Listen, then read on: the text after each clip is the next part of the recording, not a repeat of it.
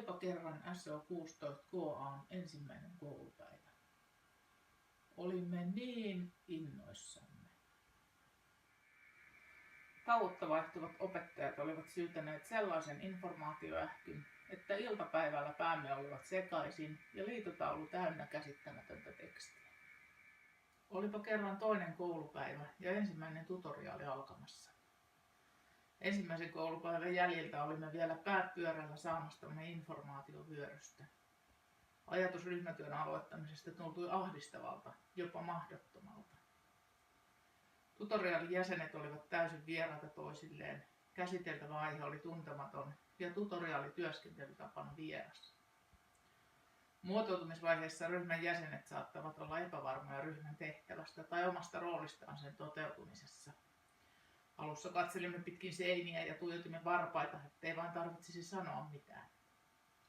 Kaikista paistoi epävarmuus ja osa oli jopa ahdistuneita. Kuohuntavaiheessa ryhmän päämäärät alkavat hiljalleen hahmottua, jolloin ryhmän yhteenkuuluvuus ja rohkeus esittää omia ajatuksiaan kasvaa. Normiutumisvaiheessa ryhmän toimintamallit hiljalleen selkiintyvät ja vakiintuvat.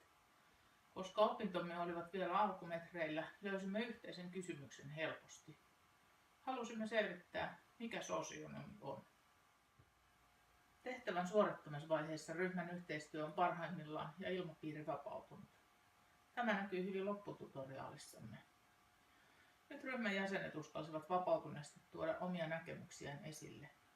Keskustelu kävi vilkkaana ja välillä oli jopa vaikeuksia saada puheenvuoroa. Olipa kerran vaikeuksien kautta voittoon päässyt tutoriaaliryhmä, jolle maailma kirkastui. Helpottaaksemme ryhmäytymisen haasteita tulevaisuudessa koemme tärkeäksi, että ryhmäytymistä tuettaisiin heti opintojen alussa. Sen pituinen se.